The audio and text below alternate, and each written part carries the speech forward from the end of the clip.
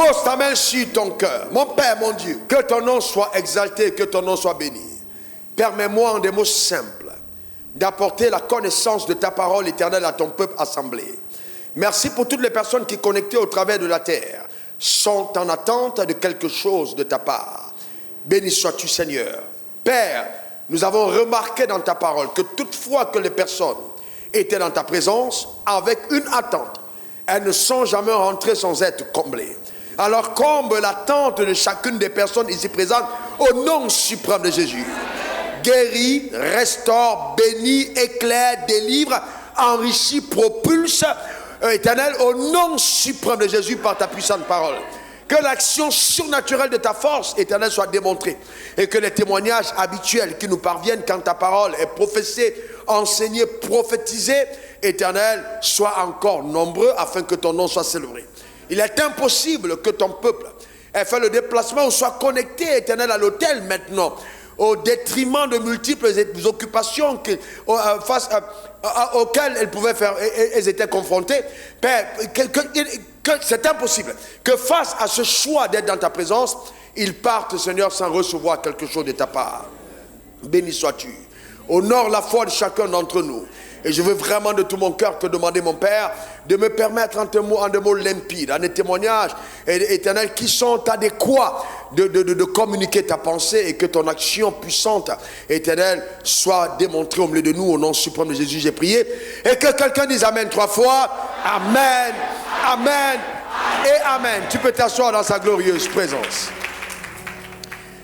Eh bien, nous continuons. C'est une longue série. Au départ, nous l'avons intitulé l'ordre de vie roman. Et donc, là, nous sommes sur le sous-thème aujourd'hui de béni sur la terre comme au ciel. Pourquoi béni sur la terre comme au ciel? Eh bien, parce que nous avons vu en première partie de cet enseignement, dans Éphésiens 1, verset 3, et la Bible dit béni soit le Père de notre Seigneur Jésus-Christ, qui nous a bénis de toutes sortes de bénédictions spirituelles dans les lieux célestes en Christ. Donc, normalement, selon la parole de Dieu, et nous croyons ce que la Bible dit est vrai, nous sommes bénis de toutes sortes, notez bien, toutes sortes de bénédictions spirituelles dans les lieux célestes en Christ. Ceci est une évidence absolue pour chaque croyant. Pourquoi? Parce que dans le principe d'action de Dieu, nous avons vu qu'il pourvoit à nos besoins avant la manifestation du besoin. Donc quand nous disons Jéhovah Jireh, nous ne sommes pas en train de dire que l'Éternel va pourvoir aux besoins qui a surgi.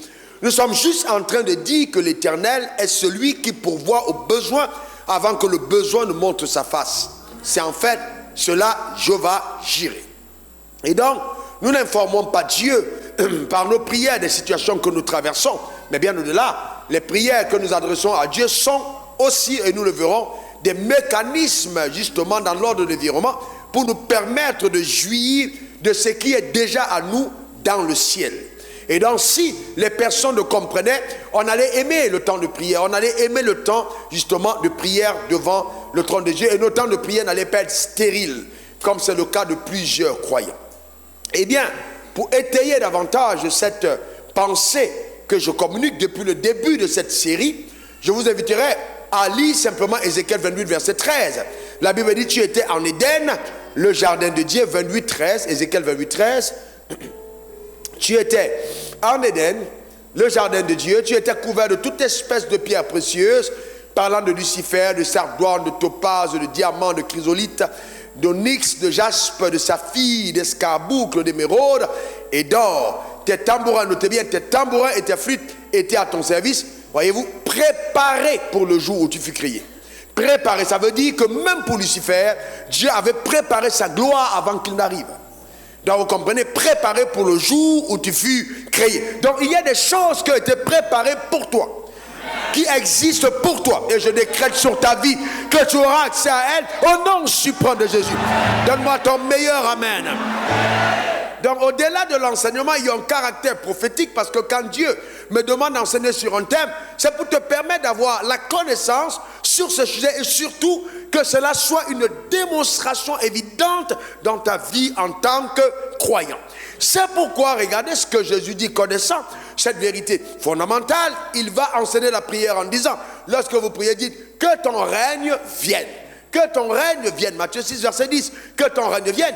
Que ta volonté soit faite sur la terre comme au ciel. Donc ce texte de Matthieu 6, verset 10 est clair. Que ton règne vienne. Donc Jésus enseigne la prière en disant, lorsque vous priez, dites que ton règne vienne. Matthieu 6, 10. Que ton règne vienne.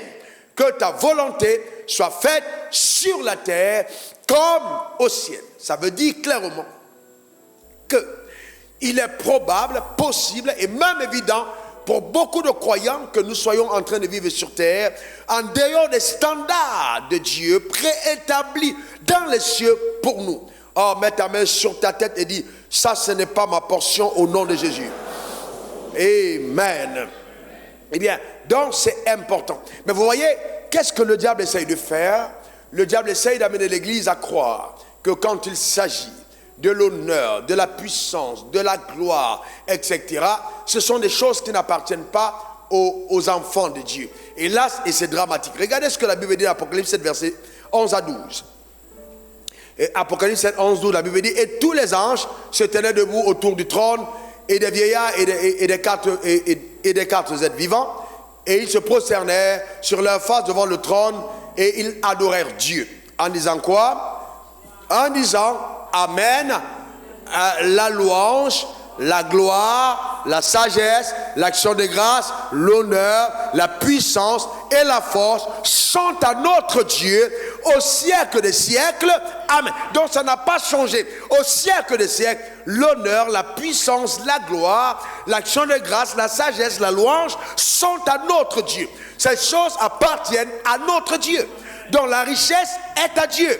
La puissance est à Dieu. La gloire est à Dieu. Le règne est à Dieu. Pas ailleurs, mais à Dieu.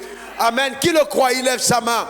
Amen. Ça appartient à Dieu. Eh bien, c'est très important. Ces choses appartiennent à notre Dieu.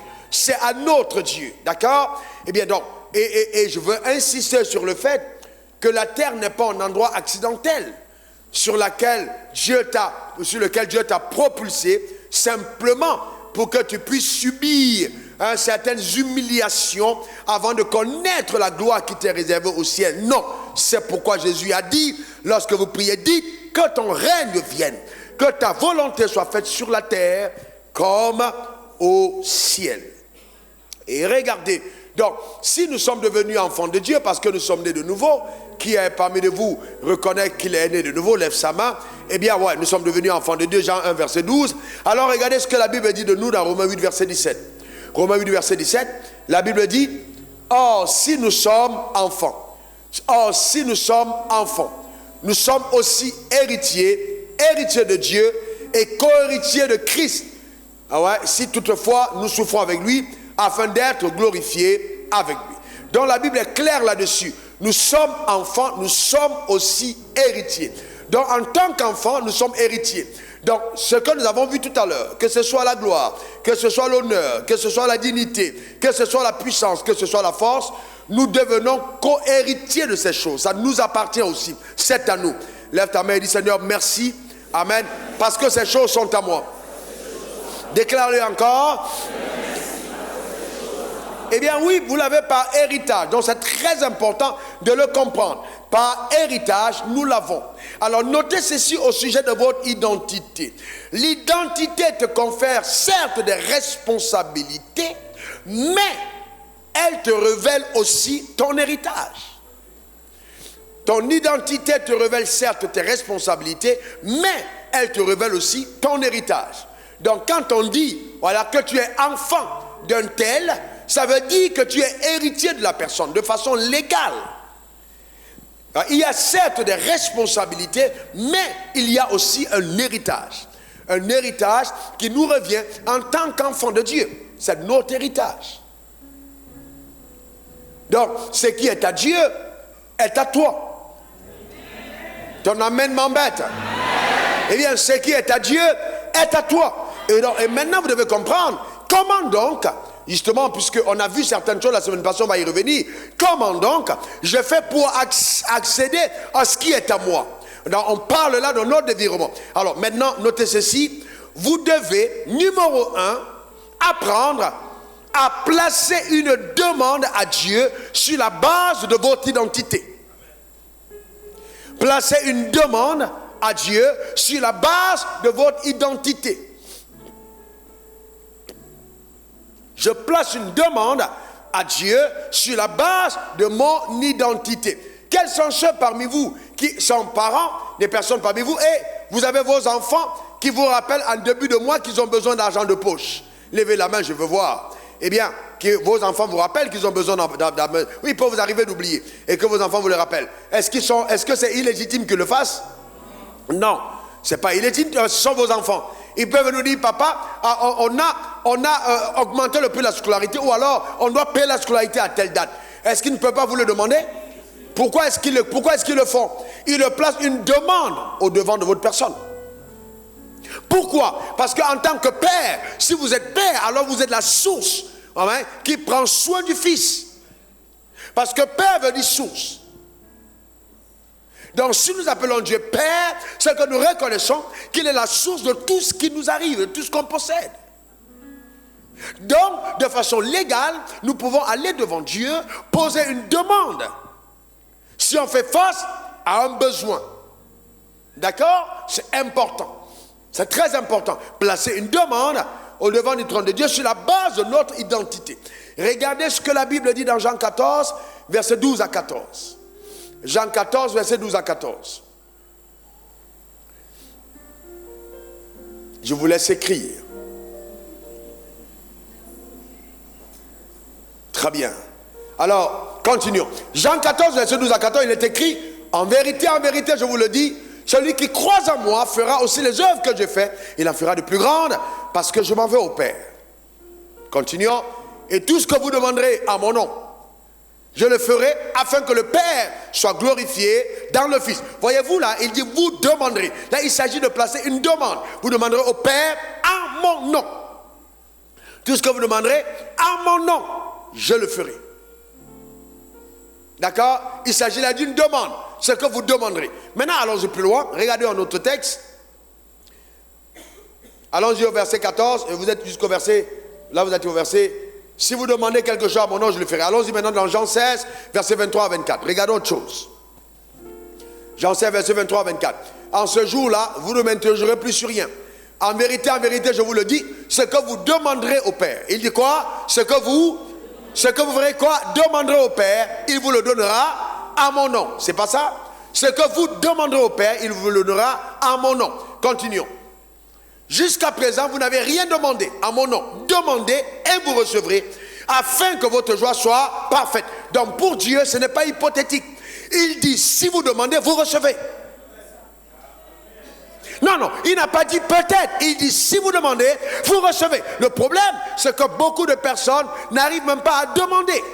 Souvent, vous voyez les gens se plaindre par rapport à ce qu'ils traversent comme situation et elles n'ont même pas encore demandé à Dieu d'intervenir. Il dit, ce que vous demanderez en mon nom, je vous le donnerai. Est-ce que tu as placé une demande au trône de Dieu? Donc, voyez-vous, il faut demander. J'ai entendu des personnes dire, ah oui, mais hier j'avais demandé telle chose à Dieu, je suis embarrassé d'aller encore demander demain. Je veux bien te dire que si ton père, après t'avoir donné l'argent hier, est embêté que tu le vois le lendemain, Dieu n'est pas comme ton père. Est-ce que tu comprends ce que je suis en train de dire? Et il y a des personnes qui pensent que s'ils demandaient quelque chose à Dieu de trop grand, ce serait embarrassant. Non! J'ai même réalisé dans la parole de Dieu que Dieu n'aime pas te donner ce qui ne lui ressemble pas. C'est pour ça que quand Abraham a demandé un enfant, il dit, je ne suis pas obligé d'exaucer ta requête. Parce que moi, je n'ai pas pour toi en vue un enfant, j'ai en vue pour toi des nations. Donc tant que tu me demandes un enfant, je ne t'exaucerai pas. Pas parce que je ne veux pas le faire, mais je ne te donnerai pas ce qui ne me ressemble pas. Donc souvent il est possible que Dieu n'exauce pas parce que nous demandons mal. Pas dans le but de satisfaire Dieu, ses intérêts, mais à la quête de nos intérêts, nous demandons. C'est ce que l'apôtre Paul Jacques dit. Vous demandez et vous ne recevez pas parce que vous demandez mal. Mais maintenant, le demander mal en question ne veut pas. Écoutez-moi très bien. Mal demander, c'est quoi? Dieu n'a pas envie de te donner ce qui ne lui ressemble pas. Dieu n'a pas envie de t'exaucer et que la gloire ne lui soit pas rendue. Donc, si tu demandes à Dieu une R4, il est possible qu'il attende que tu changes de marque de voiture pour qu'il puisse te donner. C'est-à-dire qu'il veut te donner quelque chose qu'il donnera aux gens qui sont tout autour de toi. De commencer à se rendre compte que le Dieu que tu adores est juste un Dieu extraordinaire. Ton amènement bête. Chaque fois que Dieu fait quelque chose, il veut que la chose qu'il fait dans ta vie lui donne honneur et gloire. Donc il faut être à même justement d'aligner justement ta requête à la pensée de Dieu. Allez, et je vais même plus loin, écoutez-moi attentivement. Est-ce que vous savez que souvent le besoin est simplement un indicateur que la provision est en attente et que justement elle est fatiguée de t'attendre? Non, je veux que vous compreniez. C'est-à-dire le besoin est là et le besoin attend. Et le besoin est tellement attendu que le Saint-Esprit commence à te presser à l'intérieur. Et tu commences à ressentir le désir de quelque chose. Pourquoi tu le ressens? Parce que la chose est au ciel en train de t'attendre. Il dit, suivez-moi bien, c'est moi qui crée en vous le vouloir et le faire selon mon bon plaisir. Donc souvent, il y a des désirs qui naissent et qui sont des indicateurs que prophétiquement la chose t'attend. C'est pourquoi il dit, si quelqu'un brûle, qu'il se marie. On n'a pas dit qu'il cherche une femme. Qu'il se marie parce que pour Dieu c'est évident que quand tu commences à brûler, la femme est là ou le mari est là. Parce que la brûlure de la chair peut être un indicateur que la femme attend longtemps et tu es là et tu ne veux pas te marier.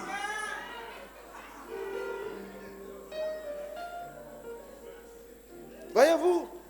Donc, vous voyez, et c'est pour ça que Dieu dit, je pourvoirai à vos besoins selon ma richesse. C'est-à-dire, ne pensez pas que parce que le besoin est au-dessus de votre poche, que ce n'est pas de Dieu. Je pourvoirai à vos besoins selon ma richesse. Pas selon ta richesse, parce qu'il est possible que le besoin soit au-dessus de ta richesse. Et Dieu dit, je vais pourvoir à tes besoins selon ma richesse. Et avec gloire en Jésus-Christ. C'est-à-dire, quand ça arrivera, la gloire sera rendue à Dieu.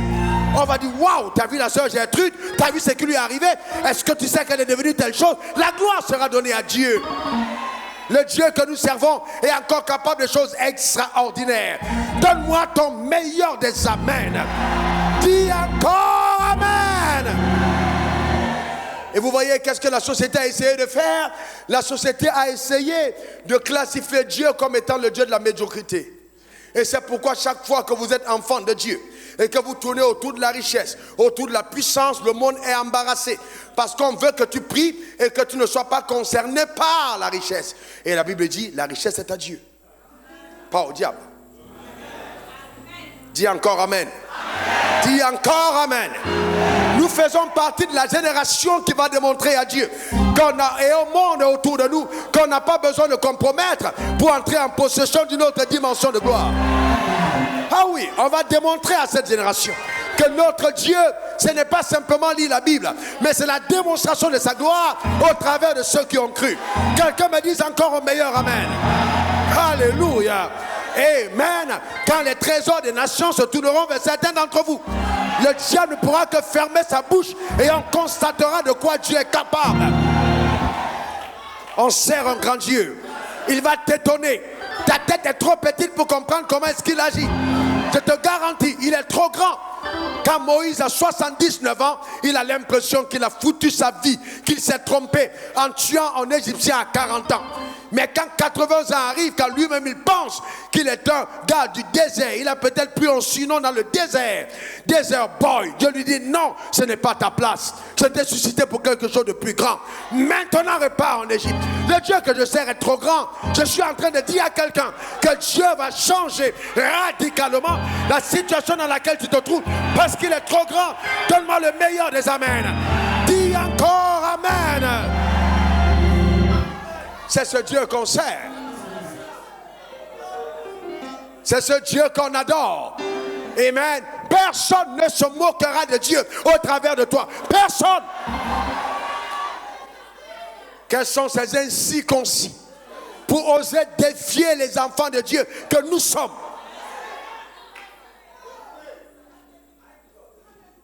Notre Dieu est trop grand. Notre Dieu est trop grand. Et je veux dire à quelqu'un, c'est pas parce que tu n'as pas encore vu le total produit de son œuvre dans ta vie que tu dois douter de quoi il est capable. Il est celui-là qui prend l'indigent de la boue pour le faire asseoir avec les rois à leur table. Tu verras la gloire de Dieu dans ta vie.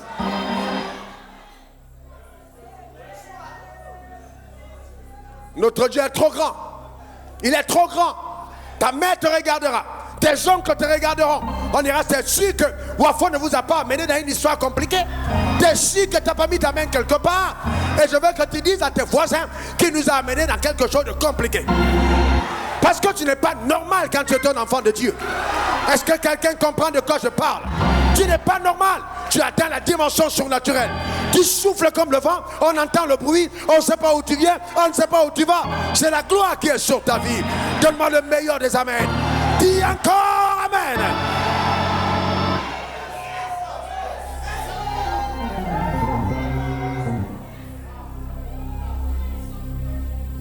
Et je vais vous dire une chose, je n'avais jamais souhaité être pasteur. C'est jamais quelque chose que j'ai désiré. Parce que moi-même, quand je suis né de nouveau, je voyais les pasteurs, je priais pour que Dieu m'épargne d'être pasteur. Jusqu'à ce que Dieu m'a posé la question un jour, montre-moi dans la Bible une seule personne qui a marché avec moi et qui ne donnait pas envie aux autres d'être comme lui. Il faut que la religion sorte de ta tête. C'est quand tu enseignes dans ta dénomination, c'est pas ce que Dieu a dit. Souvent les hommes sont limités. Il faut qu'on rentre à la parole de Dieu. Et si tu cherches encore à plaire aux hommes, tu ne seras pas un serviteur de Dieu. Je ne permettrai pas à la religion ou alors au concept humain de me mettre dans une boîte. Dieu est plus grand qu'une boîte, il n'est pas carré. Il est trop grand, amen. Il est trop grand. Jésus me disait encore ce soir par le Saint-Esprit, quand moi j'étais sur terre, j'avais eu pour précurseur Jean-Baptiste. Il était habillé en peau de chameau. Il était dans le désert, mais moi je marchais avec les publicains à qui j'enseignais la parole de Dieu. Et les gens me critiquaient et les gens m'accusaient. J'étais habillé royalement et Jean-Baptiste était habillé en peau de chameau. C'est pas parce que deux hommes de Dieu ont des apparences différentes qu'ils ne sont pas appelés par Dieu. Mais en ce qui me concerne, j'ai envie de ressembler, pas à Jean-Baptiste, mais à Jésus. Est-ce que quelqu'un comprend de quoi je parle? J'ai envie de ressembler à Jésus.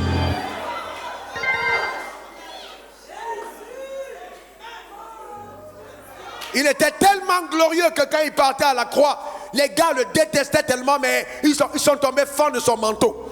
Personne ne pouvait déchirer, on a dit, on dit au sort. Un manteau sans couture, porté par le roi de gloire, monté sur l'âne. On dit Hosanna, béni soit celui qui vient au nom du Seigneur. Il n'est pas parti à la croix. Oh non, laisse-moi continuer le message.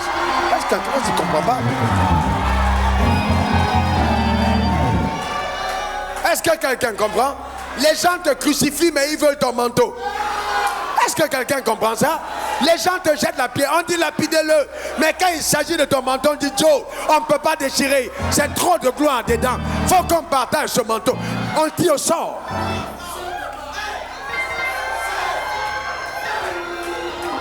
Je suis en train de dire à quelqu'un que les gens vont te regarder. Ils vont te calomnier. Mais ils vont tourner autour de ta maison pour dire Joe.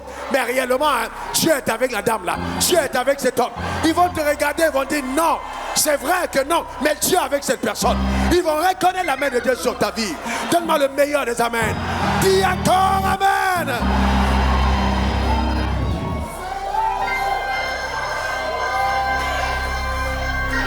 Est-ce que quelqu'un peut faire du bruit pour Jésus-Christ?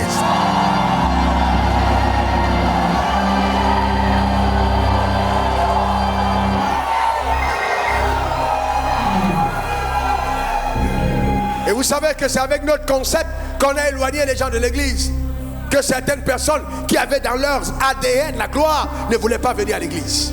Parce que l'église ne ressemblait pas à un endroit pour les accueillir. Mais ça a changé. Ton amen m'embête. Je dis ça a changé. Dis encore amen. Ça a changé. Ton oncle, ta tante, ton frère, ton cousin qui est entré dans des trucs secrets là, en faisant croire que c'est là-bas qu'il va devenir meilleur, il viendra te voir pour dire Joe, je pense que tu dois m'aider à en sortir. Quand je vois ce qui arrive dans ta vie, tu dois m'aider à en sortir. Est-ce que quelqu'un comprend de quoi je parle? Donne-moi le meilleur des amens. Dis encore amen.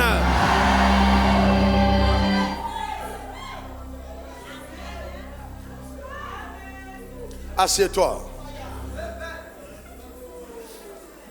Vous voyez, donc la prière est une voie légale de transfert de nos avoirs. La prière est une voie légale de transfert de nos avoirs. Donc la prière peut être ficelée comme un ordre de virement qui nous permet justement d'entrer en possession de ce qui est à nous.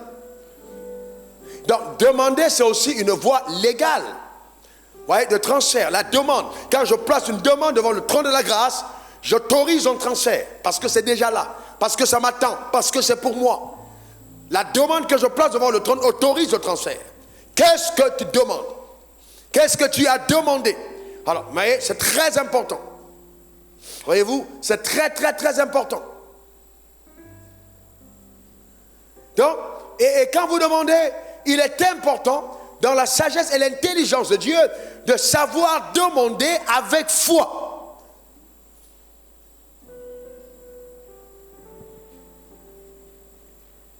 Regardons le cas du fils prodigue. Je vous donne un exemple. Luc 15, verset 10 à 32. On va tirer des leçons importantes dans ce texte. La Bible dit, de même je vous le dis, il y a de la joie devant les anges de Dieu pour un seul pécheur qui se repent. Au verset 12, la Bible dit, le plus jeune frère, allons-y, un homme avait 2 fils. Verset 11. Un homme avait 2 fils. Suivez bien cette histoire. Elle va vraiment vous éclairer. Le plus jeune dit à son père, mon père, donne-moi la part de bien qui doit me revenir. Et le père leur partagea son bien. Peu de temps après, le plus jeune fils, ayant tout ramassé, partit pour un pays éloigné où il dissipa son bien en vivant dans la débauche. Lorsqu'il eut tout dépensé, une grande famine survint dans ce pays, et je suis sûr que c'était à cause de lui, et il commença à se trouver dans le besoin. Parce qu'il y a des sécheresses qui arrivent, parce que Dieu veut t'amener à changer d'avis. Comme les tempêtes qui arrivent quand Jonas est dans le bateau. Il alla se mettre au service d'un des habitants du pays, qu'il l'envoya dans ses champs garder les pourceaux. Il aurait bien voulu se rassasier des carouges que mangeaient les pourceaux, mais personne ne lui en donnait. Étant rentré en lui-même, souvent la solution est en nous. Étant rentré en lui-même, il se dit, combien de mercenaires chez mon père ont du pain en abondance? Et moi ici, je meurs de faim. Je me lèverai, j'irai vers mon père, je lui dirai, mon père, j'ai péché contre le ciel et contre toi. Je ne suis plus digne d'être appelé ton fils, traite-moi comme l'un de ces mercenaires. Et il se leva et alla vers son père. Comme il était encore loin, son père le vit et fut ému de compassion. Il courut se jeter à son cou et le baisa. Il sentait l'odeur des cochons. Il lui dit, mon père, j'ai péché contre le ciel et contre toi, je ne suis plus digne d'être appelé ton fils. Mais le père dit à ses serviteurs, apportez-moi la plus belle robe et la revêtez. Mettez-lui un anneau au doigt et des souliers aux pieds. Amenez le veau gras et tuez-le. Mangeons et réjouissons-nous. Car mon fils que voici était mort et il est revenu à la vie. Il était perdu et il est retrouvé. Et il commençait à se réjouir. Or, le fils aîné était dans les champs. Lorsqu'il revint et approcha de la maison, il entendit de la musique et les danses. Il appela des serviteurs et lui demanda, un des serviteurs lui demanda ce que c'était. Ce serviteur lui dit, ton frère est de retour. Et parce qu'il a retrouvé en bonne santé, ton père a tué le veau gras. Et il se mit en colère et ne voulut pas entrer. Son père sortit et le pria d'entrer. Mais il répondit à son père, voici, il y a tant d'années que je te sers, et sans avoir jamais transgressé tes ordres. Et jamais tu n'as donné un chevreau pour que je me réjouisse avec mes amis. Et quand ton fils est arrivé, c'est celui qui a mangé ton bien avec des prostituées, c'est pour lui que tu as tué le veau gras. Mon enfant, lui dit le père, tu es toujours avec moi et tout ce que j'ai est à toi.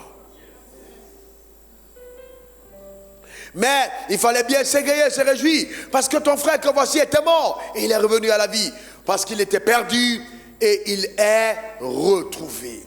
Voyez-vous, là, on a vraiment le panorama du royaume des cieux aujourd'hui. Notez qu'il y a deux catégories de fils dans le royaume des cieux aujourd'hui. On a le fils aîné et le fils cadet.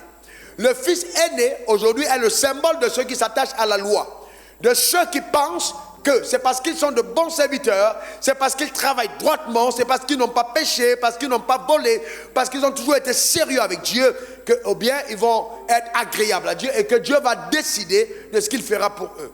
Ils ne prennent pas de décision. Ils attendent que Dieu se décide à leur place. Ce genre de fils ne mettent pas de demande devant du trône de Dieu. Oh Père, ce que tu fais pour moi, c'est ce que je prends.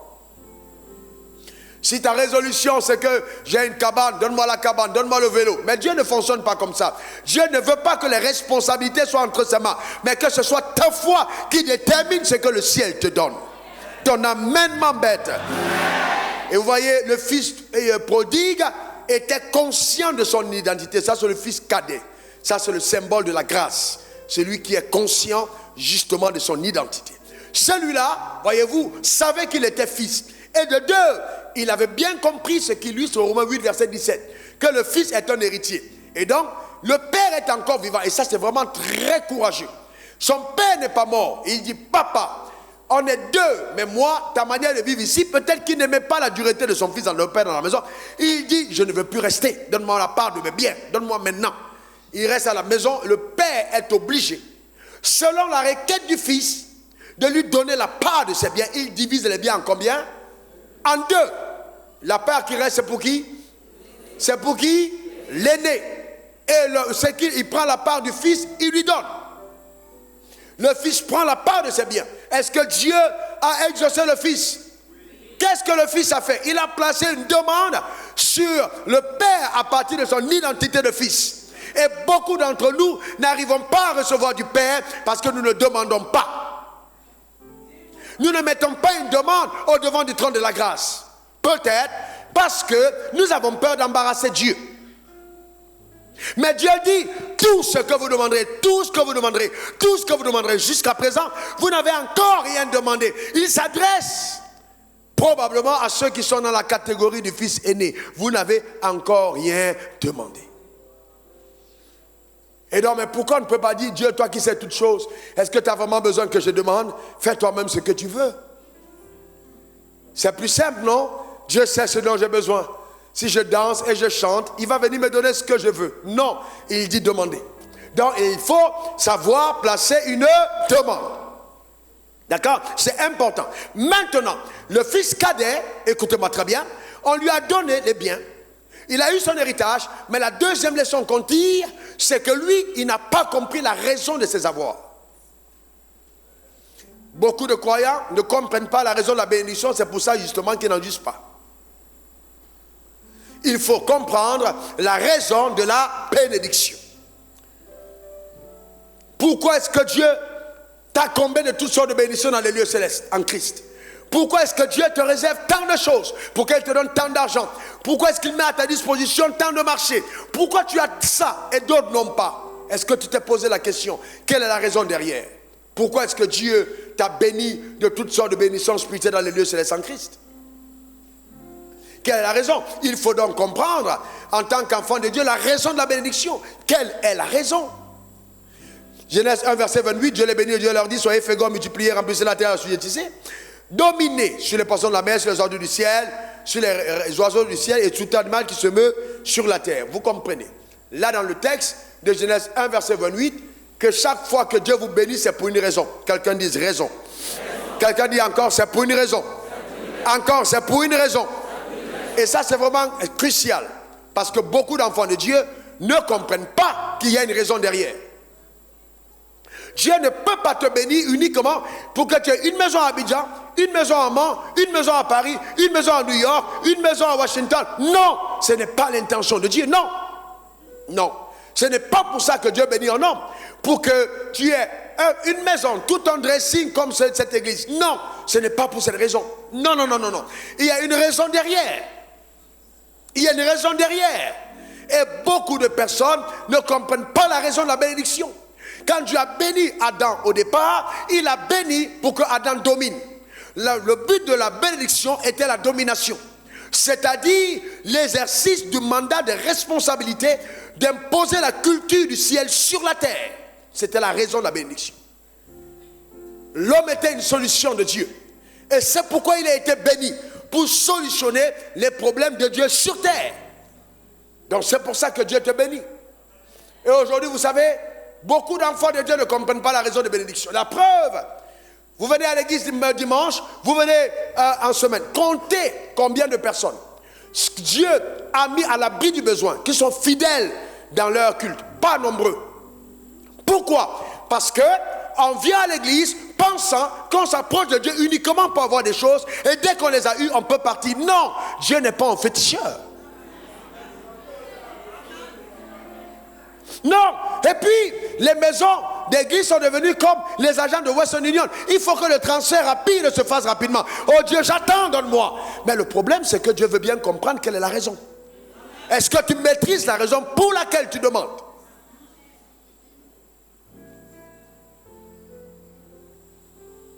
Tu étais là, tu n'avais rien. Et puis Dieu t'a prédestiné à la gloire. Il t'a donné de l'argent. Tu deviens vaniteux, fanfaron, vantard, arrogant. Tu parles aux gens avec dédain. Tu oublies que hier toi-même, tu étais dans rien. Tu commences à parler aux gens. Tu regardes, tu vois une femme arrive à l'église. Elle prend son sac. Est-ce que tu peux avoir un sac à main?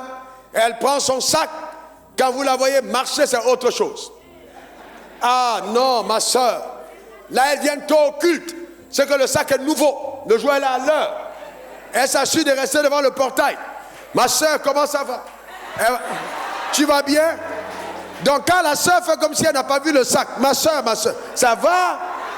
Est-ce que tu sais que, voyez-vous, ben, il faut absolument qu'on voit le sac. Ça devient vaniteux. Vous comprenez ce que je suis en train de dire?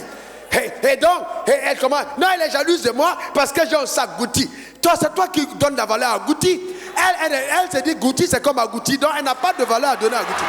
Est-ce que quelqu'un comprend ce que j'ai en train de dire? C'est pas.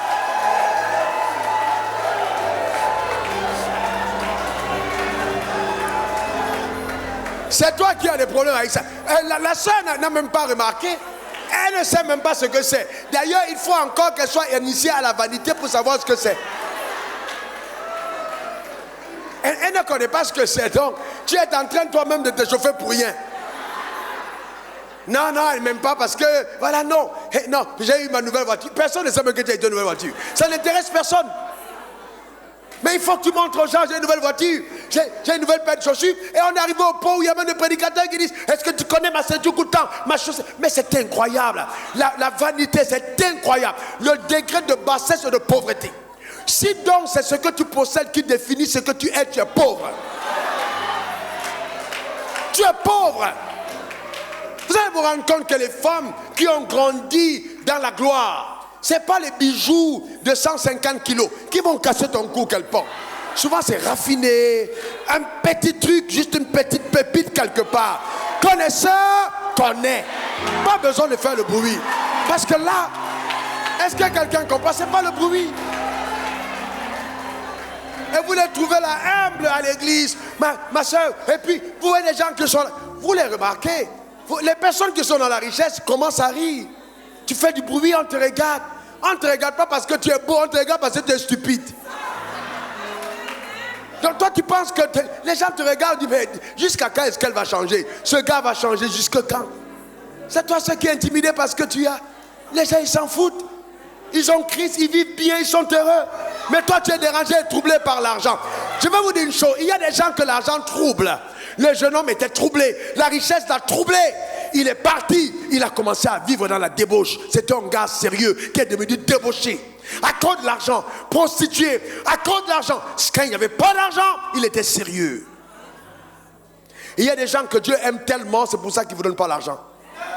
Parce qu'il sait que le jour où vous aurez l'argent, vous ne serez plus à l'heure. Vous ne viendrez plus au culte.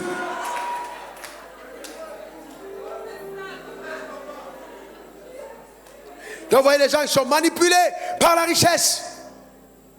Et souvent vous êtes là, vous ne vous rendez même pas compte. Vous êtes en train de faire les éloges de quelqu'un qui a insulté votre Dieu.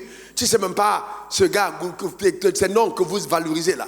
Eux, ils ont des alliances avec d'autres dieux. Et c'est eux que tu mets sur ton dos en disant, j'ai de la valeur parce que je le porte. Non. Et c'est avec ça que tu t'accordes la valeur. Voyez-vous? Donc, voyez-vous, il faut comprendre le but de la richesse. La richesse n'a jamais été donnée pour écraser les autres, pour vivre de façon perverse. Non, c'est pour honorer Dieu. C'est pour honorer Dieu. Je n'ai de respect pour quelqu'un qui est riche que quand son argent arrive devant l'autel, quand il sert Dieu, il sert la cause de Dieu avec son argent. C'est là que Dieu aime. Les enfants d'Israël sont devenus multimillionnaires en un jour. Quand ils sont sortis d'Égypte, il y a eu un énorme transfert. On parlera de ça, de transfert orchestré par le ciel lui-même. Là où il n'y a pas de demande, à cause de la saison, Dieu décide de virer des choses dans la main de ses enfants. Ce n'est pas que tu as demandé, le ciel dit, maintenant vous devez faire. Ils ont pris, ils sont partis dans le désert. Est-ce que tous, la majorité sont morts avant leur heure? Lisez la Bible. Ils sont morts jeunes. Très rares, notez dans la maison de Dieu, ceux qui sont rendus riches par Dieu et qui vivent longtemps. Très rares. Pourquoi? Parce que quand l'argent que Dieu met entre tes mains n'atteint pas ses desseins, il te fait mourir jeune. Il te tue. La seule fois où dans la Bible vous voyez Dieu a tué les gens, c'est quand ils n'ont pas fait ce qu'ils devaient faire avec l'argent. Ananias et Saphira sont morts. C'était quoi? Ils avaient volé? Ils avaient fait quoi? Ils avaient retenu une barre de l'offrande. Ils sont morts. Ils sont tombés morts. La seule, je dis, quand vous lisez bien la Bible, vous allez vous rendre compte que quand Dieu est en colère, c'est quand les gens l'ont trompé au sujet de la richesse qu'il met entre leurs mains. La richesse doit servir au dessein de Dieu. Au dessein de Dieu.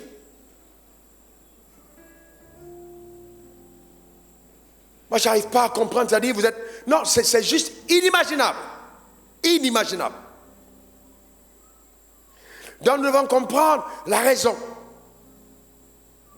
Au lieu de bâtir le tabernacle, les gars ont bâti le veau d'or. Ils ont commencé, le veau d'or, c'est tout ce qui prend la place de notre Dieu. Les sacs, les chaussures, c'est pas mauvais ces choses, mais il faut d'abord que Dieu soit honoré. Si ce que tu mets dans ton sac est au-dessus de ce que tu mets dans tes offrandes, tu es dans l'idolâtrie. C'est ça l'idolâtrie. Tu accordes plus d'importance à ta personne qu'à Dieu. Et ils sont nombreux dans cette salle. Ne baisse pas ton visage, je te connais. Quand je regarde vos visages, je vois ça écrit dessus. Amen. Mais je t'aime comme tu es parce que tu vas changer. Au nom suprême de Jésus, donne-moi le meilleur des Amen. Le veau d'or, ils ont conçu le veau d'or, ils ont pris l'or de Dieu, ça les met dans le veau d'or, ils ont transformé le veau d'or en leur Dieu, ils ont commencé à danser à leur Dieu. Non, l'argent ne peut pas être ton Dieu, pas du tout. Le jeune homme riche a commis cette erreur. Et là, heureusement qu'il est rentré en lui-même. Regardez bien ce que la Bible dit dans le livre de Deutéronome. Ok? C'est important.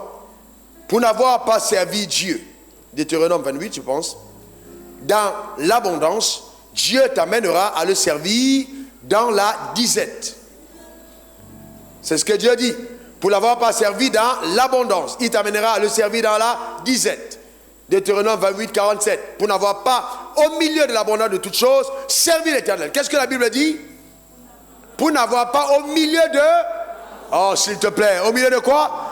De l'abondance de toutes choses, servi l'Éternel, ton Dieu, avec joie et de bon cœur. Regardez le verset qui suit.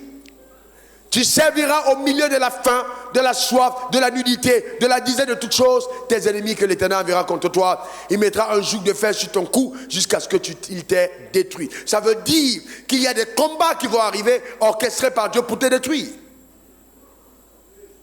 Que cela ne soit pas ta portion. Au nom suprême de Jésus. Donne-moi le meilleur des Amen. Dis encore Amen. Et vous voyez, c'est ça la différence entre les anglophones et les francophones. Les anglophones, vous voyez, un anglophone pourra facilement donner pour l'œuvre de Dieu 10 millions de dollars sans aucun problème. Mais quand le francophone a donné 1 million, on doit savoir jusqu'à son village qu'il a donné 1 million. Il faut qu'il vienne s'asseoir sur l'autel et que justement tout le monde sache qu'il a donné 1 million. À cause d'1 million. Regardez jusqu'où certains d'entre nous sont pauvres.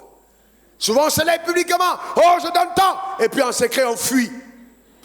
Parce qu'on essaie de montrer aux gens qu'on a quelque chose. Tu n'impressionnes personne. Non, c'est que tu n'impressionnes. Même si tu disais que tu donnes 1 milliard, tu n'impressionnes personne que toi-même. Les gens sont ici, chacun a son histoire. Est-ce que quelqu'un comprend de quoi? Nous sommes tous riches dans cet endroit, n'est-ce pas? Personne ne peut t'impressionner. Donne-moi le meilleur des amens. Personne. C'est en boîte de nuit qu'on impressionne, qu'on achète le champagne. Pas ici. On n'est pas impressionné. Nous sommes riches. Ton amen m'embête. Nous sommes riches, dis encore amen. Nous sommes riches, dis amen. Eh bien oui. Nous devons servir Dieu avec ce que nous avons. Servir Dieu, eh bien, c'est important. Très important. Jamais de complexe. Il ne faut pas être complexé. Il faut respecter le pauvre, respecter le riche. Car même celui qui a l'apparence de pauvre cache en lui un riche qui est en devenir.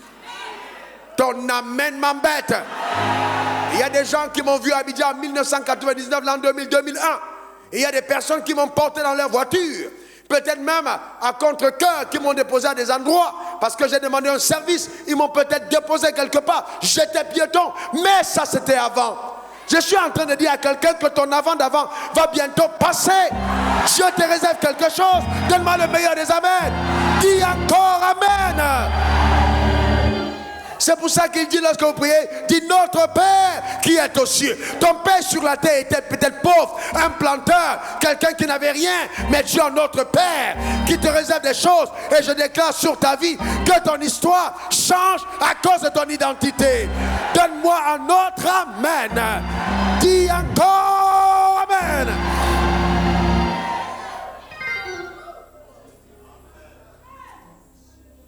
Amen. Il y a l'élégance dans la sobriété. Soyez élégants dans la sobriété. Troisième chose qu'il faut comprendre avec le jeune homme, c'est qu'il a eu la capacité de demander avec foi. Donc c'est important. La foi est le principe par lequel nous accédons à nos avoirs divins.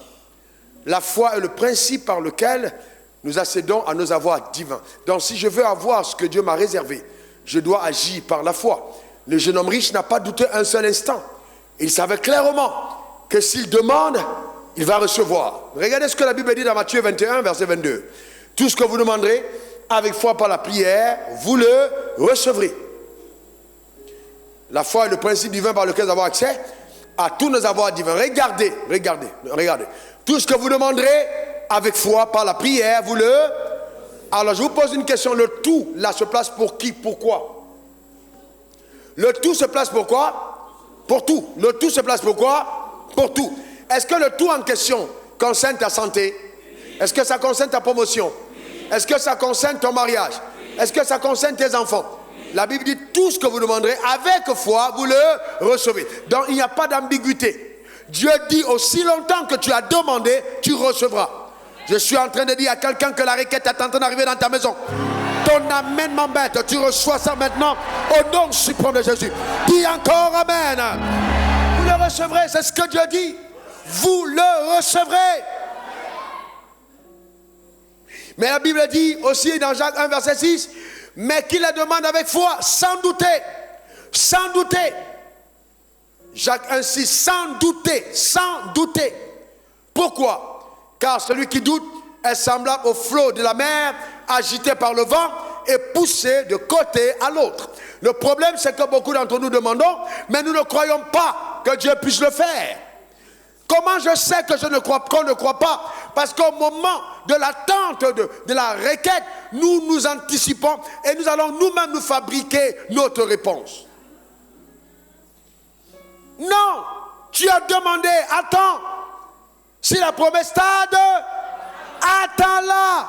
On n'a pas dit, empresse-toi de la fabriquer toi-même. Et c'est valable dans tous les domaines. Tu as demandé une promotion, attends-la. Sois patient. Mais entre-temps, pasteur, mais qu'est-ce que je fais? Je rends grâce à Dieu parce qu'il est en train d'envoyer ce que j'ai demandé. Je n'ai pas le droit de douter. Je crois.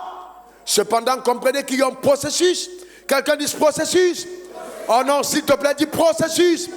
Encore processus. Eh bien, quand tu demandes au mari, il y a un processus.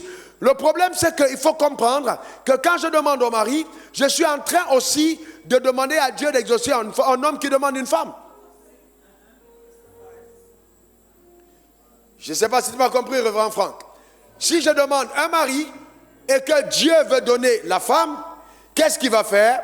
Donc, elle prie pour un mari, mais entre-temps, quand moi je viens vers elle comme exaucement, alors moi, pour elle, elle devient mon exaucement d'une femme que je demande. Vous comprenez qu'à partir de ce moment, Dieu va tenir compte de deux facteurs. Il ne va pas donner à la femme simplement pour qu'elle soit heureuse. Il doit aussi que cette femme qui vient vers l'homme soit aussi le bonheur de l'homme. Donc il va attendre que les deux atteignent le cap où ils peuvent être une bénédiction pour l'un et l'autre. Donc si toi tu es là dans tes affaires compliquées et tu ne veux pas changer, le mari ne viendra pas. Pas parce que Dieu ne veut pas donner au mari, mais parce qu'il veut que tu sois une bénédiction pour un homme. Il ne veut pas donner à un homme les corps dans les pieds ou la carie dans les dents. Il dit non, ma soeur, j'ai un mari pour toi, mais j'attends d'abord que toi-même tu sois préparé à le recevoir.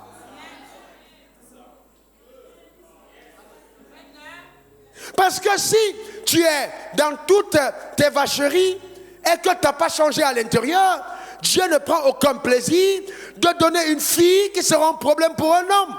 Parce que Dieu n'est pas égoïste. Il veut que le bonheur que tu recherches, que lui aussi il puisse l'avoir. C'est pourquoi, finalement, il va travailler dans les deux cœurs. Et quand la rencontre s'opère, ce que les deux sont à même d'être une bénédiction l'un pour l'autre. Tu peux être en train de dire, oh Père, donne-moi un homme. Quels sont les critères? Qu'il soit riche, qu'il soit grand, qu'il soit beau. Dieu dit, ok. Mais tu vois l'homme, tu dis, je te réclame.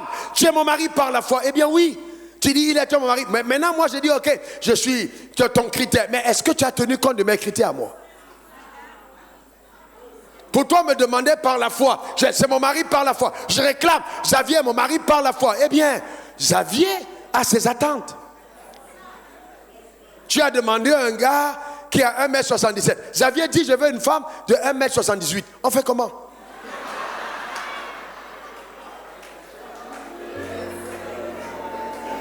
Est-ce que quelqu'un comprend de quoi je parle? Et donc, généralement, nous sommes égoïstes. Et c'est pourquoi, justement, la clé dans la vie n'est pas la quête de ce que nous va nous satisfaire, mais encore aller voir ce qui va apporter satisfaction à autrui. Donc, la question pour une femme, Père, il faut que je sois pour cet homme un sujet de rire.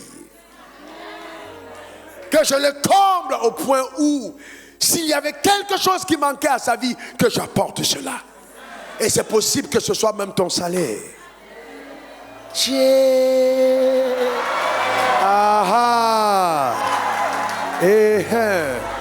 Mais honnêtement, je vous pose une question. Non, je vous pose une question. On dit à quelqu'un que tu vas l'aider. Et si le gars est dans la dèche, dans la galère, si ça ne va pas et que tu as quelque chose dans la poche, tu vas l'aider ou pas?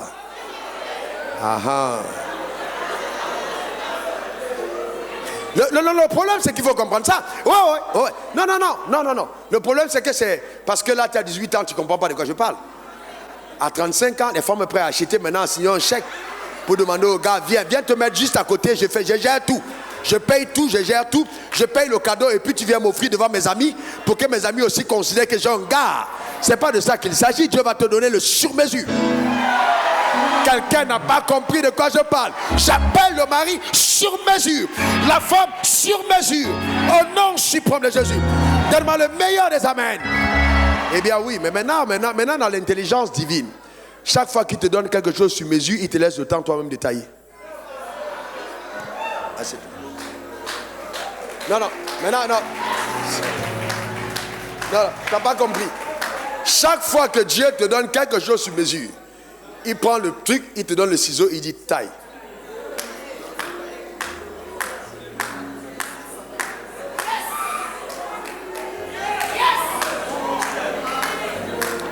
Il dit, non, je continue, il dit toi-même taille. Et il a laissé la femme, il n'a pas donné de nom. Et il dit toi-même non. Il a mis devant. Il dit toi-même maintenant ajuste. Dans chaque chose qu'il met entre tes mains, il a donné. Ce n'était pas un produit fini. Parce que l'homme avait la capacité de cultiver et de garder. C'est d'améliorer. Il dit, maintenant je te donne, laisse aller sur mesure. Laisse les choses aller à la mesure. Participe. Parce que je vais te dire, ce que tu n'as pas nommé n'était pas soumis. Tu ne peux pas demander à une femme, hé, tu es soumise. Tu n'as pas nommé la femme. Elle portait son nom. Elle est ce qu'elle est. Tu n'as participé à rien. Et puis tu penses qu'elle va venir à la maison et sera une esclave. Tu mens. D'ailleurs, la soumission n'est pas l'esclavage. Non, la soumission, c'est qu'elle se soumet sous une mission. Donc si tu n'as pas de mission, ça va s'inverser. Elle dit, moi j'ai une mission, toi tu te soumets.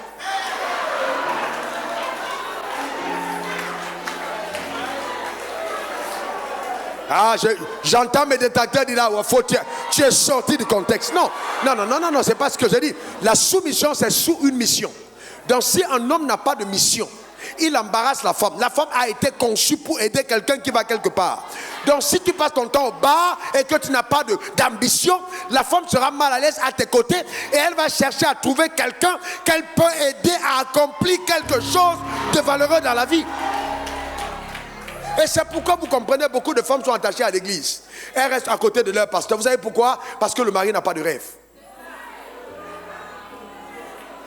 Et donc elle veut venir à côté d'un endroit où on rêve de quelque chose. Toi tu es tout le temps, c'est boire, manger. Elle veut faire quelque chose pour le Seigneur. Toi tu...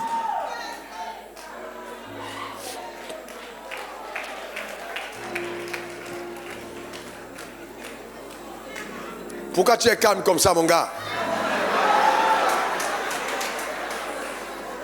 Si la femme doit t'aider, il faut moins que tu saches ce qu'elle va faire à tes côtés. Qu'est-ce que Dieu te demande de faire? Où est-ce que tu vas? La vie, c'est quoi pour toi? Est-ce que vous comprenez? Et je vous dis non, ma femme est tellement matérialiste, mais tu lui as donné quelle vision? Il n'y a pas de vision. Donc, finalement, vous voyez, vous embarrassez votre vie parce que vous ne savez pas où vous allez. Un homme qui ne sait pas où il va ne mérite pas d'être accompagné. Il faut savoir où tu vas. Et vous voyez souvent des gens, oh pasteur, tu veux épouser quelqu'un, c'est la sœur là. Mais quand tu vois les deux, tu te dis, Joe, est-ce que tu peux? Vous savez, il y a tous des chaussures, mais il y a des pointures. Il ne faut pas chausser quelque chose qui, soit c'est trop gros et quand tu marches, tu es obligé de faire des efforts de porter. Soit c'est tellement petit que finalement ça te sert et puis tu es obligé de marcher comme ça. Il faut savoir chercher ce qui est à ta mesure.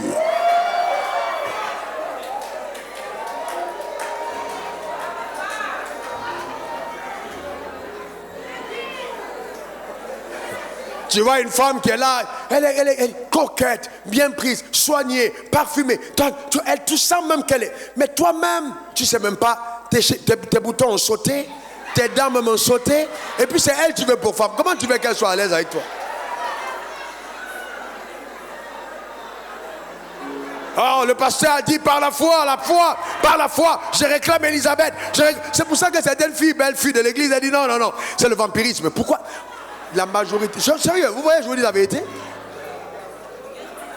Après, elle regrette. Non, ma soeur, épouse-le, c'est la volonté de Dieu. Quelle volonté? Dieu va venir dormir avec moi.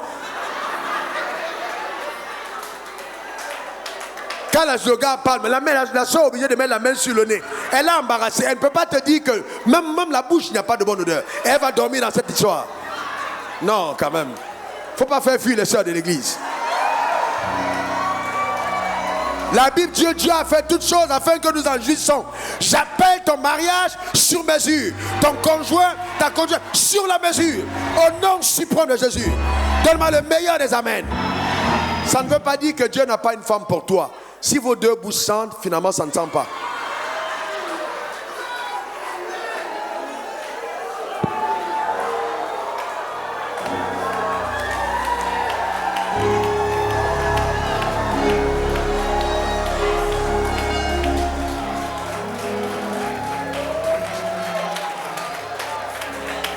Vous voyez? Et c'est ça qui fait que j'ai souvent des problèmes avec les gens. Parce que je vous dis la vérité, frère. Je vous dis la vérité.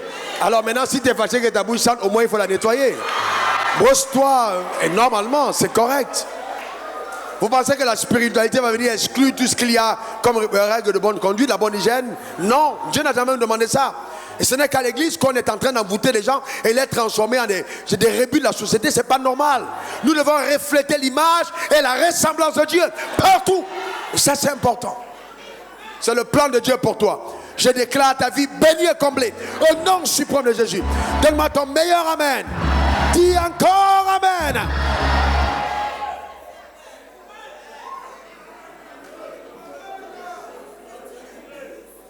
Et vous voyez, ce qui est important avec le Fils, c'est que ce Fils avait la révélation des avoirs du royaume.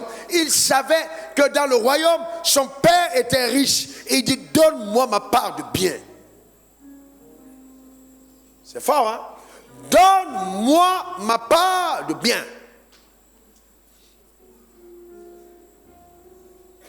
Amen. Je vois les soeurs sont en train de parler en langue.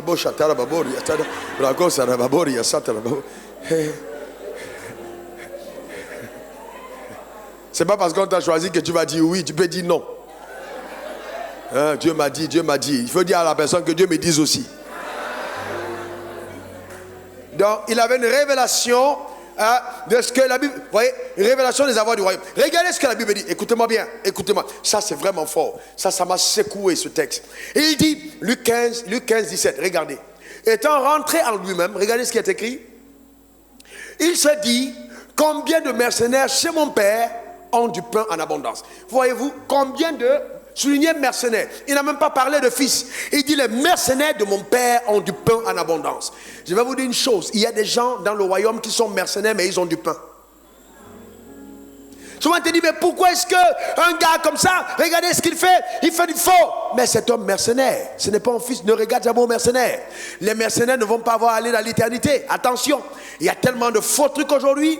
Les gens qui ont des fausses prophéties, fausses paroles de connaissance, c'est des mercenaires. Jésus avait prévu que dans le royaume, il y aurait des mercenaires. Mais toi, tu es un fils. Tu n'es pas un mercenaire, tu es un fils. Alors lève ta main et dis, je suis un fils de Dieu. Déclare-le encore, je suis un fils de Dieu. J'ai parlé avec un pasteur hier, je lui disais, nous devons avoir le courage de savoir que dans l'éternité, nous serons confrontés à la vérité. Et que, dans tous les cas, tout sera mis à la lumière. Donc ceux qui sont dans la manipulation, la tromperie, la duperie du peuple, ça se saura. Encore s'ils auront une place là-haut. Aujourd'hui, les gens veulent les raccourcis. Je veux les voitures, je veux les maisons. Et puis paf, on trompe les gens. Les paroles préfabriquées, les paroles ensorcelées. Juste pour l'argent. Non. Non, non, non, non, non. Non. Ton Père est capable de te bénir et de te combler. Tu n'as pas besoin de devenir mercenaire. Non, pas du tout. Le mercenariat. Les gens laissent leur femme pour aller chercher la femme qui a un peu. Simplement parce qu'ils veulent une voiture. Quelle petitesse, quelle bassesse. Il faut accepter de payer le prix. Il y a un prix à payer. Paye-le. Et tu verras la gloire de Dieu dans ta vie. Dieu a de l'abondance pour toi. Jésus a dit, je suis venu afin que les brebis aient la vie et qu'elles soient dans l'abondance. Je prophétise cette abondance sur ta vie au nom suprême de Jésus. Donne-moi le meilleur des amens. Dis encore amen. C'est ta portion. Pas besoin de te compromettre. Non. Sois fidèle à Dieu. Tu verras la main de Dieu t'élever. Sois fidèle. Le temps arrive. La Bible dit que celui qui a planté près d'un courant d'eau, il porte le fruit en ça. Ce n'est pas parce que le manguier a produit que le prunier ne produira pas. Le manguier a produit en sa saison, mais la saison des pruniers arrive.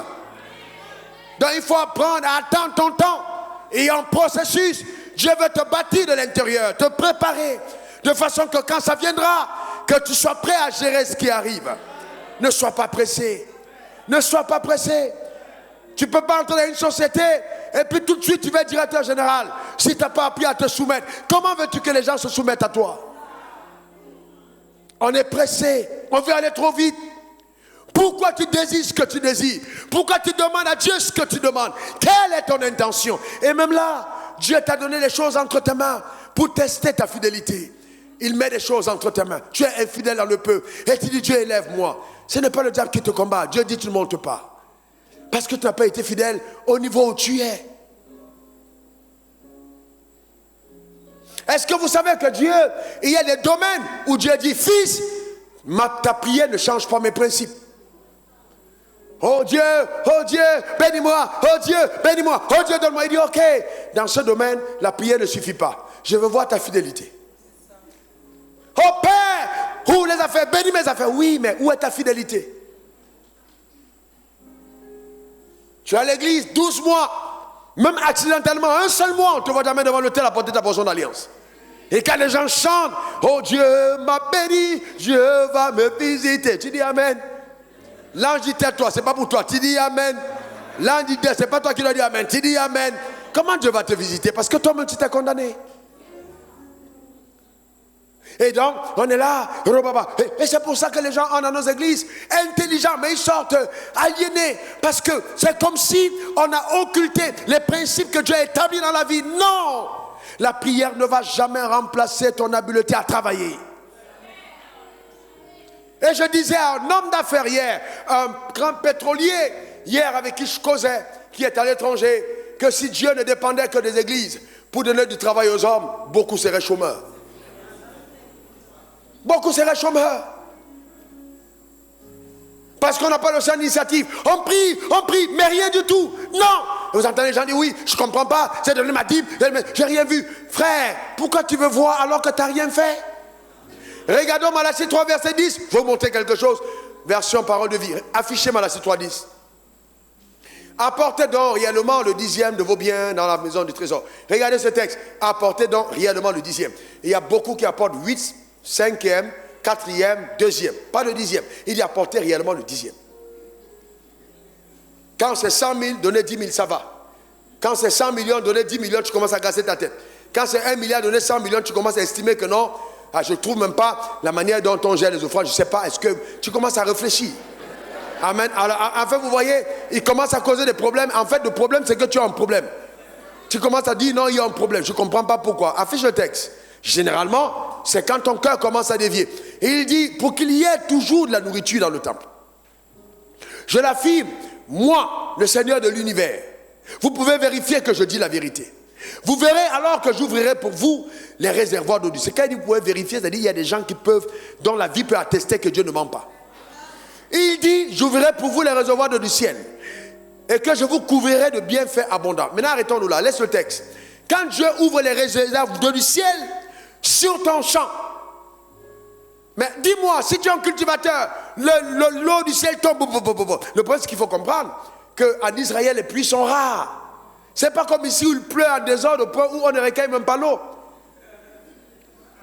Est-ce que vous comprenez? En Israël, c'est rare. Donc quand la pluie veut descendre, c'est rare. Il y a une rareté. Il dit, je vais vous les réservoirs du ciel. Ils vont descendre. Mais pourquoi ils vont descendre? Parce que quand ils vont descendre, il faut qu'ils trouvent en terre les plants. Ben imagine que les réservoirs tombent dans ton champ. Et tu n'as rien planté. Et puis à la fin, tu viens récolter. Est-ce que ça va? Est-ce que tu vas trouver quelque chose? Je vous pose une question. Est-ce que tu vas trouver quelque chose? Je vais donc te dire que ta portion d'alliance est insuffisante pour apporter dans ta vie ce que tu attends. J'ai dit bien insuffisant. Tu peux donner ta portion, tu as dit 1000 ans et ne pas avancer. 1000 ans. Pourquoi? Parce que ça ne va pas te faire avancer. Ça n'a jamais été dit dans la Bible. Jamais ça ne te fait avancer. Qu'est-ce que ça fait? Ça va pouvoir permettre, si tu as travaillé sur le sol, que le ciel apporte de l'eau pour arroser tes plantes. Vous voyez des gens, on leur donne un marché. Il faut veiller la nuit pour préparer l'appel d'offres. Ils dorment. Et il dit non, donne-moi encore 24 heures. Tu avais toute la nuit. Mais tu dis j'ai sommeil. Si tu n'es pas quelqu'un qui travaille, comment tu veux que Dieu t'accompagne? Paresseux, tu dors. Même à l'église, tu dors. Tu vas réussir comment?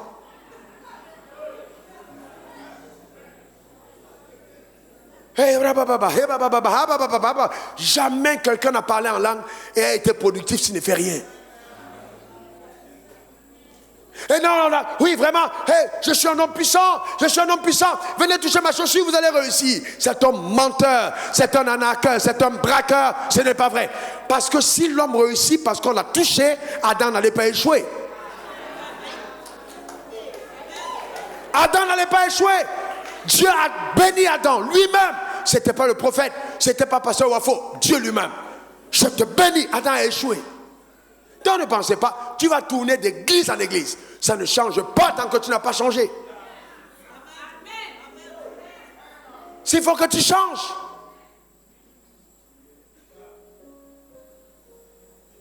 J'ouvrirai les réservoirs d'eau du ciel. Mais regarde, mettons le verset 11. Voilà ce qui est beau dans tout ça. Regarde ce qui est beau.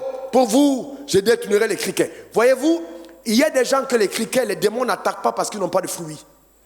Vous n'allez jamais voir les criquets aller dans un champ où il n'y a pas eu de plan. Laissez le texte. Vous êtes intelligent. Mettez la main sur votre tête, dites je suis intelligent. Dis-le encore, je suis intelligent. Ok, regardez. Pour vous, je détournerai les criquets. Est-ce que ça là, c'est pour quelqu'un qui n'a pas de plantation? Non, je te pose une question. Non, il dit je détournerai les criquets. Toi tu es là, tu n'as rien mis. Tu dis Seigneur, tu vas détourner les criquets. Il dit j'ai pas besoin de détourner les criquets parce que les criquets même ne viendront pas parce qu'il n'y a pas de quoi manger. Donc même pour que le diable t'attaque, il faut déjà qu'il y ait des fruits. Donc quand tu n'as pas porté les fruits, lui-même il dit laissez-le. Il n'y a rien à manger chez lui. Allons ailleurs. Je vais détourner les criquets, ils ne détourneront pas vos récoltes. Celui qui l'a récolté, c'est celui qui a semé. Ils n'empêcheront pas vos vignes de donner du raisin. Je le promets, moi, le Seigneur de l'univers. Voilà ce que Dieu dit. Mais si tu n'as pas semé, comment tu attends? Maintenant, quand tu as appelé, oh Père, j'appelle mes ressources financières. Il dit ok. Mais quand Dieu veut transférer l'argent dans ton compte, ce n'est pas les billets de CFA ou d'euros ou de dollars qu'il te donne. Il te donne une idée que tu dois mettre en action. Il te donne une semence que tu dois planter. Il te donne un champ que tu dois cultiver. Donc si tu es paresseux, tout ce que le ciel t'a réservé, tu ne l'auras pas. Donc la première bataille, c'est de lutter contre la paresse. La première discipline, c'est de prendre le contrôle de soi-même. Et de dire, Raoul, tu ne m'empêcheras pas d'avancer. Moi, je vais travailler. Moi, je ne suis pas paresseux. Moi, je suis travailleur. Tu poses les mains sur ta tête et tu dis, je vais progresser dans la vie. Parce que même les sorciers n'attaquent pas les personnes qui ne sont pas actives.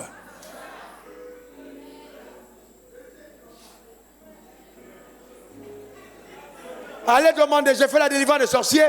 Je vais vous dire, il y a des gens qu'on sacrifie en fin d'année. Le conseil des sorciers refuse. On dit, on ne veut pas l'homme là. Pas la femme, la change. On refuse. Parce que même Dieu refuse les mauvais sacrifices. Le diable aussi, il a triché. Si tu as un mauvais sacrifice, il ne prend pas. Il dit, je ne veux pas. Ce n'est pas celui-là, il n'apporte rien. C'est pour ça que dans les familles, quand tu commences à avoir un peu, c'est toi que les sorciers cherchent. Pourquoi? Parce qu'ils veulent ce qui a de la valeur.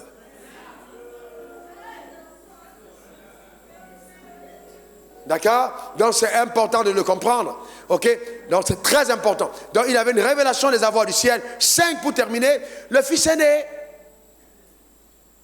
qui peut être comparé à un homme vivant sous la dispensation de la loi, était un bon serviteur, mais il était ignorant de son héritage. Il ne faut jamais ignorer ce qui te revient de droit. Les personnes ignorantes sont toujours dans le manque.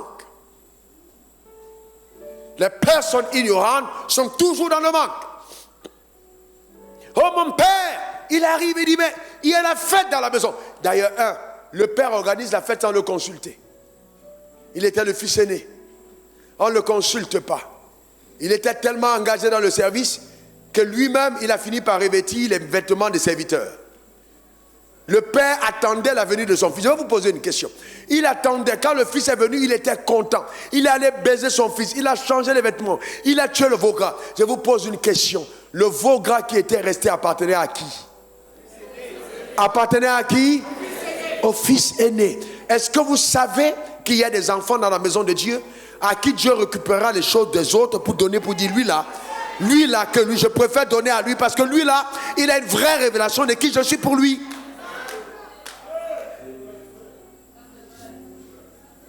On a tué le veau gras, les biens étaient déjà divisés par 2. Il dit, oh papa, il y a longtemps que je te sais, tu n'as jamais fait ça pour moi. Combien d'enfants de Dieu se plaignent de la sorte? Ça fait 10 ans que je suis à l'église, ça fait 10 ans que je fais, oh papa, t'as la main. Dieu dit non, c'est faux. Tout ce qui est à moi est à toi. Le seul problème, c'est que toi, tu n'as jamais mis une demande pour pouvoir jouir de ce qui est à toi. Mais c'est à toi. Et donc, si tu ne demandes pas ce qui est à toi, il est probable qu'un événement du ciel fasse que ce qui est à toi soit affecté à quelqu'un d'autre.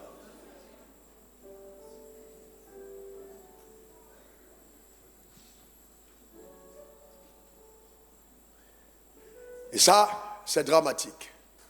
Maintenant, très pragmatique, des ordres de virement concrets. Là, on a vu mettre la demande. On a vu que la prière était... Donc, on va revenir sur le cas de la veuve. Pourquoi la veuve de Sérepta ne pouvait pas être riche? Les gens étaient choqués la dernière fois. Ils m'ont dit, pasteur, la veuve n'a donné que ce qu'elle avait. Mais écoutez-moi très bien. La veuve n'a donné que ce qu'elle avait. Mais il y a un moment où il n'avait pas que. Révérend Franck, il y a un moment où il n'avait pas que. Quand elle est restée avec un peu de farine et un peu d'huile, c'est là où elle a donné à Dieu. Mais quand il y avait beaucoup de farine, elle a oublié Dieu. Quand il y avait beaucoup d'huile, elle n'a pas donné à Dieu. C'est quand il y avait le peu qu'elle a donné. Mais vous voulez que Dieu prenne le peu que tu donnes pour te donner le beaucoup qu'il a? Alors qu'il dit qu'il te mesure avec la mesure avec laquelle tu t'es servi. Donc le peu que tu as entre tes mains ne va jamais déclencher l'abondance dans ta vie. Le peu va provoquer la subsistance, jamais l'abondance. Et c'est pourquoi, voyez-vous, faites attention. Non, oh pasteur, vraiment, oh, les gens sont en galère, c'est là, ils viennent à l'église. Oh papa, intervient pour moi. Oh, et puis ils sortent de leur poche, ils regardent. Voilà, c'est tout ce qui me reste. Tout ce qui me reste. Dieu donne. Mais tout ce qui te reste, c'est 17 000. Ça qui vient de me. Mais il y a des moments où tu as eu 170 millions. Tu as oublié Dieu. Et tu penses que tu vas flatter Dieu avec 17 000. Quand tu vas mesurer avec 17 000, il va te donner la mesure de 17 000. Parce que c'est ce que ton cœur est capable de gérer. En fait, quand tu apportes de peu, tu es en train de montrer à Dieu que c'est à tel niveau-là que tu peux penser à lui. Donc il va te donner une provision de ce niveau. Jusqu'à ce que, à ce niveau-là, il y ait quelque chose qui arrive dans ta vie pour que le ciel te permette d'aller à un autre niveau. Regardez le cas d'Abraham. Dieu qu'est-ce qu'il a fait? Il dit à Abraham, il donne d'abord le fils. Le fils qu'il donne à Abraham contenait la promesse. C'était le fils qui contenait la promesse. Abraham peut dire, oui, d'accord, j'ai le fils, je suis heureux, Dieu m'a béni. Mais Dieu dit, hé Abraham, donne-moi ton fils. À partir de ce moment, il est en train de dire à Abraham, je vais te donner maintenant l'abondance. Ce que tu as là, c'est la subsistance. Maintenant, allons-y à l'abondance. Ramène-moi le fils. C'était le test. Voyez-vous ce que je suis en train de dire? Voilà, il n'a pas demandé la dîme. Abraham avait donné la dîme depuis longtemps. Abraham a reçu les prophètes. Mais là, il fallait le sacrifice. Il y a des moments de la vie où ce que tu donnes habituellement est insuffisant pour t'amener à ce que le ciel te réserve.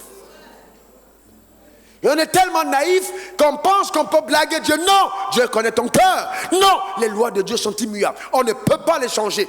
Regardez dans toute la Bible. Je n'ai vu nulle part dans la Bible que quelqu'un a rendu riche qui n'ait pas honoré Dieu avec ses revenus. Personne. Je connais la Bible, je l'ai étudiée, je continue d'étudier. Enfin, chaque semaine, je lis la Bible. Vraiment, je n'ai pas vu dans la Bible. On a vu comment Salomon a fait. Dieu était absent du ciel une nuit. On dit, où est Dieu? Les archanges, Dieu est où? Oh, regarde, Dieu n'est plus au ciel. Il est sur la terre, dans la maison d'un homme, Salomon. À cause de ces 1000 holocaustes. C'est la même nuit que Dieu lui est apparu. Vous savez, ce n'était pas accidentel. La même nuit, Dieu est dans sa maison. Pourquoi? Alors je vais dire ceci. Je vais terminer avec ça. Dieu n'est pas matérialiste. Jamais. Jamais personne de vous ne verra Dieu à Sokosé, à Carrefour, dans les malls. Dieu il ne fait pas les courses. Mais pourquoi il est tant attaché à l'offrande? Parce que l'offrande est la meilleure expression de ton amour. L'offrande est la meilleure expression de ton amour. Je te garantis que le donner est la seule preuve, enfin l'une des preuves les plus évidentes que ton amour est vrai. C'est pourquoi, plus tu donnes, plus tu te demandes. C'est pour ça qu'il dit à Abraham, maintenant que je sais que tu m'aimes, maintenant que je sais que tu me crains, Abraham, je te le jure. Pourquoi il le dit? Pourquoi il le dit? Il est omniscient, mais là c'était une évidence. N'est-ce pas? Pasteur, c'était pas ça? Il dit maintenant je sais. Puisque j'ai la preuve là. Il dit Abraham, il dit je jure par moi-même. Pourquoi? On parlera de ça. On va parler de choses très importantes. Comment les gens qui n'avaient rien ont amené le ciel à leur donner des choses alors qu'ils n'ont rien fait. Comment tu peux mettre quelque chose sur l'autel qui n'existe pas jusqu'à ce que le ciel te donne pour que tu mettes à la place. Parce que j'entends vos questions. Mais donc si je n'ai rien, ça veut dire que j'aurai rien. Anne n'avait rien, mais elle a eu un fils. Tu peux amener le ciel à te donner avant que tu ne donnes. Il y a trop de manières de faire des virements. Il y a trop. Il y a les MT 192, il y a les MT 400. Il y a tellement de types de virements que nous allons entrer en profondeur. afin que ce qui est à toi soit à toi, au nom suprême de Jésus, et que ta vie soit le reflet de la gloire de Dieu sur la terre des hommes, au nom suprême de Jésus. Et que Dieu donne à ton cœur d'être attaché à lui, que tu dégages l'odeur de Dieu, que tu sois dans l'intégrité et la droiture, que par ta vie on puisse voir à nouveau ce que Dieu est capable de faire. Cette espèce rare, ce spécimen unique, c'est être en voie de disparition dans cette génération. Mais Dieu veut se servir de ta vie. En vertu des pouvoirs que le ciel m'a conféré, je déclare sur ta vie, au nom suprême de Jésus, la manifestation de cette gloire et de ce règne. Oh, donne-moi 3 bons amen. J'aurai le temps de vous expliquer, frère, ces derniers temps, demandez au révérend Bénédicte, combien de personnes par semaine, révérend Blessing, à peu près, t'appellent pour dire, j'ai rêvé, Dieu m'a dit, envoie-t-elle au révérend, il prie pour toi. Plusieurs par semaine de toute la planète, que ce soit aux États-Unis. Pourquoi? Parce que là, ce sont des principes de Dieu, simplement. Simplement, ce soir encore. Il y a un monsieur qui est venu me voir là, et je dis, mets-toi à genoux. Je comprends tellement ces principes. Un autre jour, un pasteur, près de 60 ans d'âge, il prie à Yom Soukou, Dieu lui dit, va voir le révérend Wafo, qu'il t'impose les mains. Mais pourquoi? Ce jour, j'ai refusé de prendre son offrande. Mais Dieu m'a dit, hé fils, mon principe doit être respecté. Pourquoi? Parce qu'il y a des moments dans des situations de crise, ça sert d'ordre de virement pour ta vie. Oh Dieu, pitié, pitié, pitié. Il dit, j'ai eu pitié. Mais, aie pitié de toi-même. Agis. Est-ce que quelqu'un comprend de quoi je parle? Oh, lève ta main vers le ciel, dis Seigneur, merci pour l'intelligence. Merci pour la sagesse. Accorde-moi par ton esprit la capacité d'assimiler ta pensée. Je t'en supplie. Aide-moi, ô mon Père, ô mon Dieu, à vivre sur terre selon les standards préétablis de ta parole. Ta parole est agréable. Et ce soir, elle a été dure, mais je la reçois avec amour et crainte, sachant que c'est pour mon bien que tu m'as parlé.